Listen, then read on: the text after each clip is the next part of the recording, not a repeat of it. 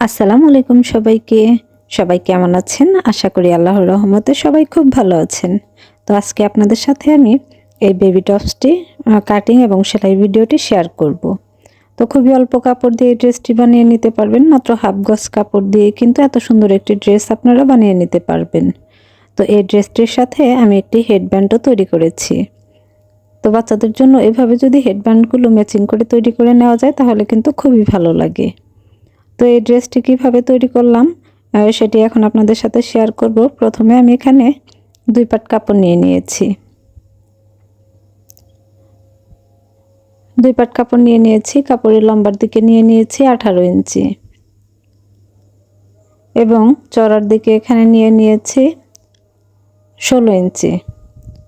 তো এটি কিন্তু 4-5 বছরের বাচ্চারা খুব সুন্দরভাবে পরতে পারবে।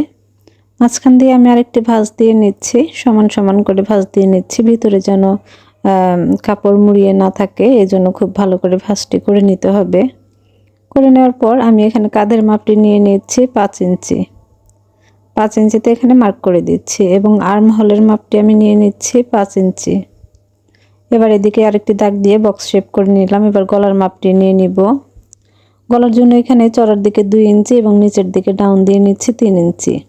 এবার এখানে আমি রাউন্ড শেপ করে নিচ্ছি এবং হাতার দিকেও আমি একটু রাউন্ড শেপ করে দিচ্ছি এবং বডির মাপটি আমি এখানে নিয়ে নিব 7 ইঞ্চি এবং 8 ইঞ্চিতে আমি কাটিং করব আর 7 ইঞ্চিতে আমি সেলাই করব। আর এইভাবে একটু পেটের এখানে ডাউন দিয়ে দাগ কেটে নিতে হবে। আর এই দাগ অনুযায়ী আমি এখন কাটিং করে নিচ্ছি। তো দেখুন মাঝখানে কিন্তু আমি একটু বেঁকিয়ে দাগ দিয়ে নিয়েছি, এটা কিন্তু কোনো মাপ নেইনি। তো নিচের দিকে যাতে কোনা বের না হয় সেই জন্য কিন্তু 1/2 ইঞ্চি কাপড় কেটে নিতে হবে। এবার একটি পাট সরিয়ে নিচ্ছি। এবার পেছনের দিকে আমি 2 ইঞ্চিতে মার্ক করে দিচ্ছি। মার্ক করে নেওয়ার পর এখানে আমি কাটিং করে দিব। তো এই অংশটাতে কিন্তু চাইলে আপনারা বোতাম বা হুক বসিয়ে নিতে পারেন। তো আরেকটি এক্সট্রা কাপড়ের উপর দিয়ে আমি সেলাই করে নিব। সেলাই করা শেষ। সেলাইয়ের সাইডে যে বাড়তি কাপড়গুলো আছে সেখান দিয়ে আমি ছোট ছোট করে কাটিং করে নিব। তো কাটিং করে নিয়েছি। এবার এটিকে আমি উল্টিয়ে নিচ্ছি।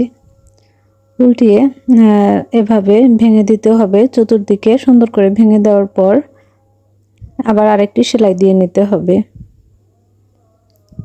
তো এভাবে করে ভেঙে চতুর্পাশ দিয়ে মুড়িয়ে দিব।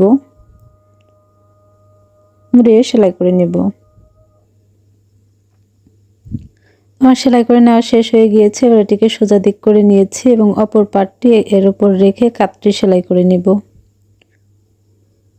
কাঁধ সেলাই করা শেষ। এবার আমি গলা এবং হাতাতে পাইপিং বসিয়ে নিব। এর জন্য আমি আগে থেকে আড়াআড়ি করে কাপড় কেটে জয়েন করে রেখেছিলাম।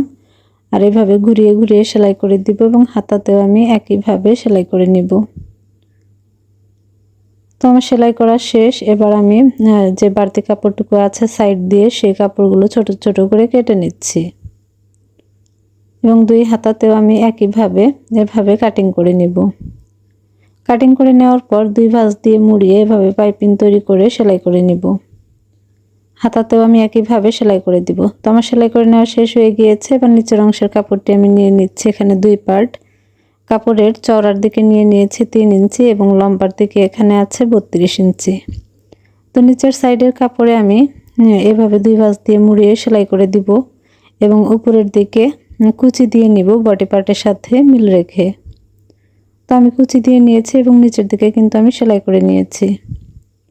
এবার বডি পার্টটি সোজা দিক করে বিছিয়ে নিচ্ছি। নেওয়ার পর এই কাপড়টি আমি উল্টো দিক করে এই কাপড়ের উপর বসিয়ে নিব। বসিয়ে নেওয়ার পর সেলাই করে দিব এবং অপর সাইডেও কিন্তু আমি একইভাবে কাপড়টি বসিয়ে নেওয়ার পর সেলাই করে নিব। তো এই সাইডেও আমি উল্টো দিকে বসিয়ে দিচ্ছি।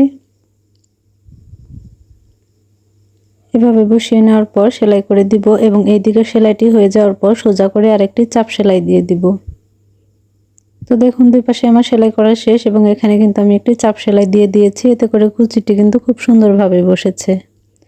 এবার এটিকে আমি উল্টিয়ে নিচ্ছি। উল্টিয়ে নেওয়ার পর এদিকে 1 ইঞ্চি পরিমাণ মাপ নিয়ে ভিতরের দিকে সেলাই করে দিতে হবে। তো সেলাই করার পর দেখুন কত সুন্দর একটি জামা তৈরি হয়েছে। এটি কিন্তু গরমে বাচ্চারা পরতে খুবই আরাম পাবে।